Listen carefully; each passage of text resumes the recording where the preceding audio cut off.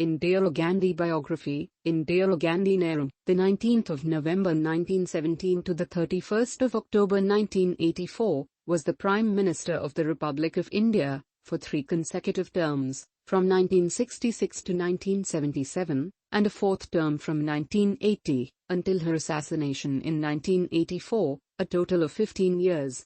She was India's first female Prime Minister. In 1999, she was voted the greatest woman of the past 1,000 years, in a poll carried by BBC News, ahead of other notable women such as Queen Elizabeth I of England, Marie Curie, and Mother Teresa. Born in the politically influential Nehru dynasty, she grew up in an intensely political atmosphere. Despite the same last name, she was no relation to the statesman Mohandas Gandhi. Her grandfather, Motilal Nehru, was a prominent Indian nationalist leader. Her father, Jawaharlal Nehru, was a pivotal figure in the Indian independence movement, and the first Prime Minister of independent India. She was brought up in an environment with great exposure to the political figures of the day, and was particularly influenced by her father. She stated of her father, "My father was a statesman, I'm a political woman. My father was a saint. I'm not." In one early photograph, above, she was sitting on the bed of Mohandas Gandhi, as he recovered from one of his fasts. From an early age, she took as a political role model Joan of Arc, and expressed the hope that one day, she would lead her people to freedom like the French saint. In 1937, she passed the Oxford entrance exam, and studied at Somerville College, Oxford.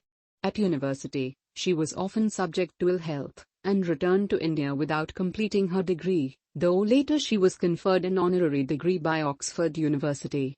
On returning to India from Oxford in 1941, Indira became involved in the Indian independence movement. Between 1947 and 1965, she served in her father's, J. Nehru, government. Although she was unofficially acting as a personal assistant, she wielded considerable power within the government. After her father's death in 1964, she was appointed as Minister of Information and Broadcasting in Lal Bahadur Shastri's cabinet. Shortly after, Shastri died unexpectedly, and with the help of Congress Party President K. Kamaraj, Indira Gandhi was chosen to be the new Prime Minister of India. Gandhi attracted significant electoral popularity, helped by her personality and populist economic measures. She introduced more left-wing economic policies, and sought to promote agricultural productivity. In 1971, she led India to a decisive victory in a war with Pakistan in East Pakistan. This led to the creation of Bangladesh.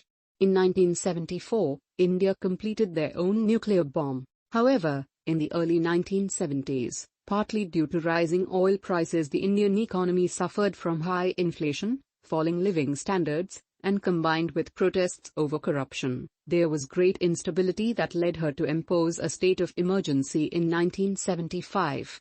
In the state of emergency, political opponents were imprisoned, constitutional rights removed, and the press placed under strict censorship. This gave her a reputation for being authoritarian, willing to ignore democratic principles. Her son Sanjay Gandhi was also increasingly unpopular, as he wielded substantial powers, such as slum clearance, and enforced sterilization to deal with India's growing population. In 1977, against a backdrop of economic difficulties and growing disillusionment, Indira Gandhi lost the election and temporarily dropped out of politics. However, she was returned to office in 1980. But, in this period, she became increasingly involved in an escalating conflict with Sikh separatists in Punjab. She was later assassinated by her own Sikh bodyguards in 1984 for her role in storming the sacred Golden Temple. Shortly before her assassination, she spoke on the frequent threats to her life. "I do not care whether I live or die. I have lived a long life, and I am proud that I spend the whole of my life in the service of my people. I am only proud of this, and nothing else. I shall continue to serve until my last breath, and when I die, I can say that every drop of my blood will invigorate India and strengthen it."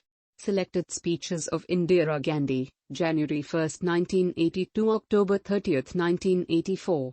Indira married Feroz Gandhi in 1942.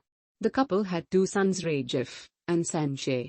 Her husband died of a heart attack in 1960, and Sanjay, who was destined to be her political heir, perished in a plane crash in 1980. Devastated by the loss of Sanjay, Indira persuaded a reluctant Rajiv to quit his job and enter into politics. After his mother's assassination in 1984, he served as Indian Prime Minister from 1984 to 89. Indira Gandhi views on women. Indira Gandhi was a rare example of a woman rising to the most powerful position in Indian society. She did not consider herself a feminist, but was concerned with issues relating to women, and she saw her own success as proof that talented women could rise to the top. During her administration, equal pay for men and women was enshrined in the Constitution. In a speech on true liberation of women, March 26, 1980, she said, "To be liberated, a woman must feel free to be herself, not in rivalry to men, but in the context of her own capacity and her personality." She also sought to mobilize Indian women for the cause of Indian independence.